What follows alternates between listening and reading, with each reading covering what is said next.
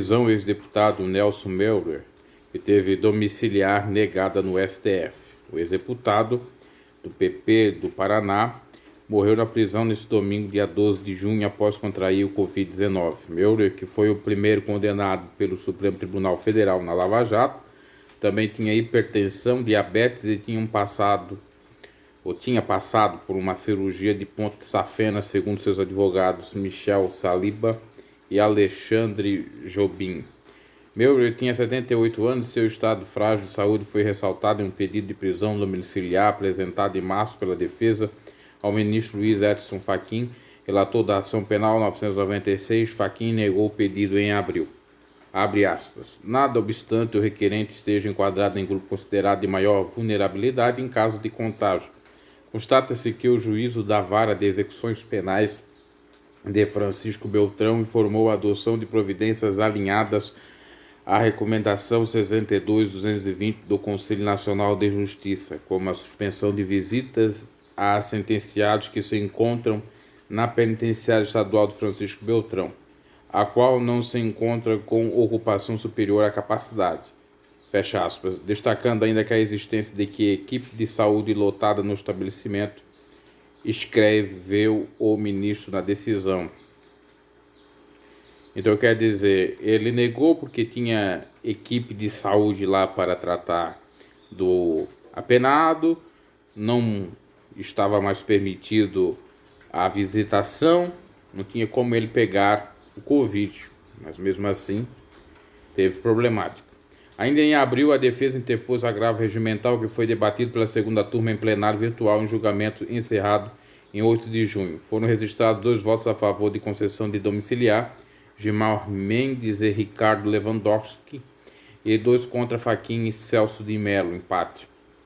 A ministra Carmen Lúcia não votou e a sua omissão contou com um voto acompanhado, ou melhor dizendo, contou como um voto acompanhando o relator, Fachin, como era a regra na época.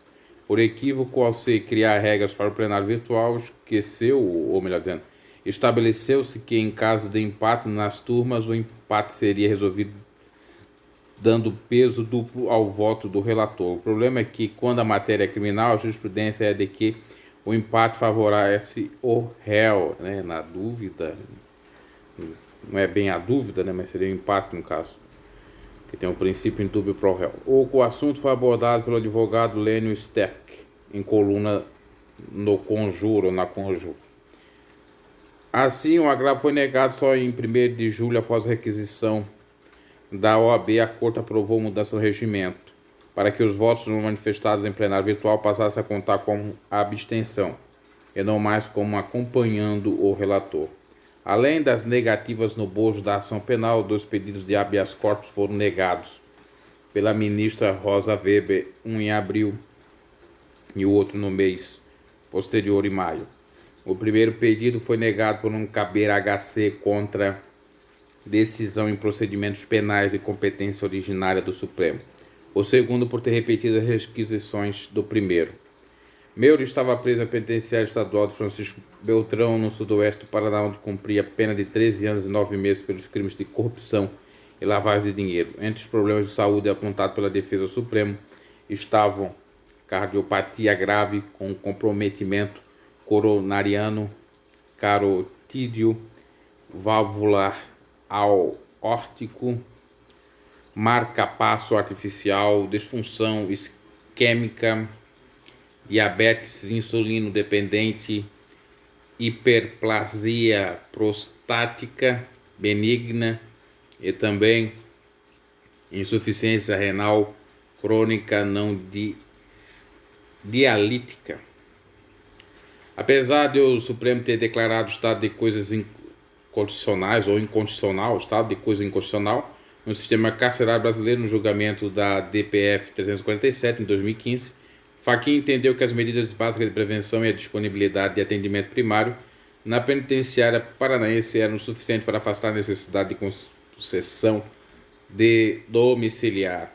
A repercussão: Rodrigo Mudoviskin lamentou a morte de Melwer, lamento a morte do ex-deputado, que triste episódio, leva uma visão mais humana por parte do Judiciário em relação aos réus nos processos penais. Eduardo Carlenos também criticou o punitivismo que resultou na morte de Meuler na prisão. Lembrando que no Brasil nós não temos nem condenação para pena perpétua e nem pena de morte. Isso que ocorreu, essa negativa dá a entender uma pena de morte. Por outro lado, a gente pensa o seguinte: o camarada também fez por onde? Fez coisas erradas, estava cumprindo pena e aí veio as consequências. Os fanáticos do punitivismo podem celebrar o troféu a que fizeram jus. Quanto tempo e quantas vidas serão ainda necessárias para que o ordenamento jurídico, nele avultando o inciso 3 do artigo 1º da Constituição, que institui a dignidade da pessoa humana como fundamento da República, seja observada e deixe ser violado a pretexto de se combater a corrupção e o crime em geral. Não se trata da única morte em presídios por Covid e pior, não será a última. O Judiciário precisa perceber o alcance trágico de certas decisões e que a preservação da vida é mais importante que qualquer razão política criminal. Pessoas de grupos de risco precisam ser transferidas para o regime domiciliar em caráter de urgência. Não existe qualquer motivo que justifique a manutenção dessas pessoas em unidades prisionais. A banalização da vida é um pecado que não se pode ser cometido pelo Estado brasileiro, afirmou o criminalista Pier Paolo Bottini, e ainda disse que no Brasil não tem pena de morte. Como eu falei, completou o Técio Lins e Silva. Não tem pena de morte. No entanto, ir para as cadeias públicas, as carcerárias do Brasil, já é uma pena de morte por uma série de fatores. O curioso é o seguinte: é que no Brasil, querendo ou não, existem os extremos de ambos os lados, tanto de defender o bandido, a bandidolatria, e como de fazer uma espécie de vingança, de querer punir o camarada até a morte, cumprindo um punitivismo. E não se pode ter isso.